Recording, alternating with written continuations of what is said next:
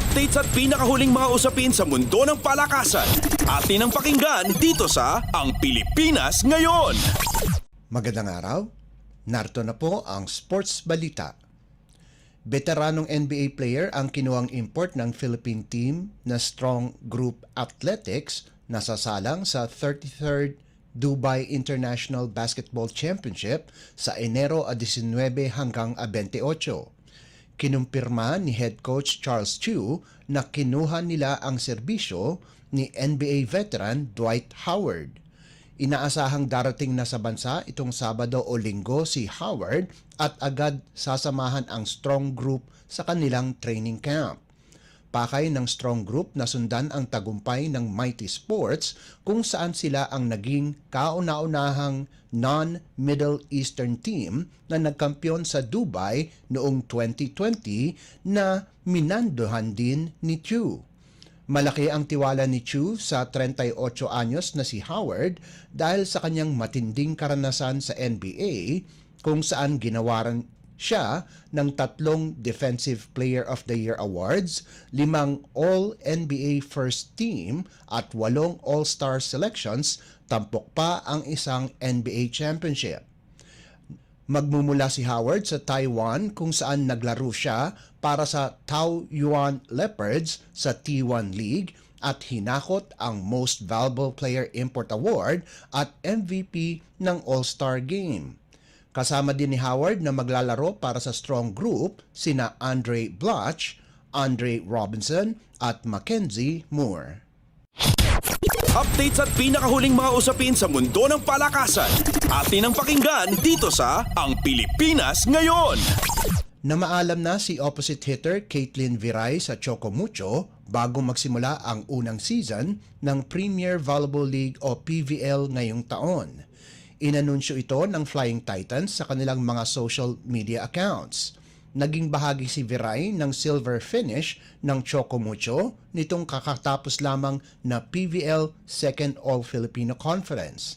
Wala pang anunsyo mula sa kampo ni Viray kung saan ito lilipat.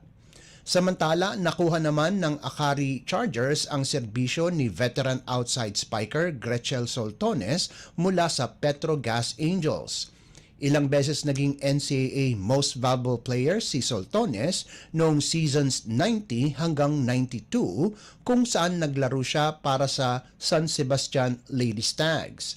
Naging second best outside spiker din ang Tubong Cebu sa 2022 Open Conference ng PVL at naging parte ng national team noong 2015 Southeast Asian Games.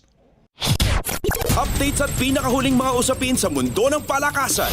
Atin ang pakinggan dito sa Ang Pilipinas Ngayon. Mahigit 400 eskwelahan sa buong Pilipinas ang masisilayan sa Rebisco Volleyball League o RVL Under-19 National Finals na gaganapin sa ikalawang linggo ng Enero. Gaganapin ang mga laro sa Gameville Ballpark sa Mandaluyong mula 8 hanggang 10 bago lumipat ng venue sa Inaris Sports Arena sa Pasig City mula Enero 11 hanggang 13. Ayon sa Rebisco, 460 eskwelahan mula sa iba't ibang panig ng Pilipinas ang lalahok sa torneo. Sa isang pahayag, sinabi ng Rebisco na ang RVL ay kaakibat ang Rebisco Volleyball Grassroots Development Program na layunin na bigyan ng pagkakataon ang mga nakababatang players na ipakita ang kanilang kakayahan sa larangan ng volleyball.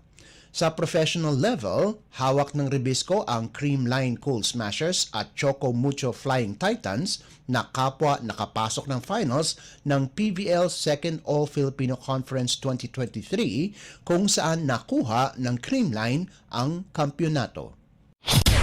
Updates at pinakahuling mga usapin sa mundo ng palakasan. Atin ang pakinggan dito sa Ang Pilipinas Ngayon. At yan ang pinakahuling balita sa larangan ng palakasan. Para sa Radyo Pilipinas World Service, ito po si Leo Magpayo. Magandang araw. Updates at pinakahuling mga usapin sa mundo ng palakasan.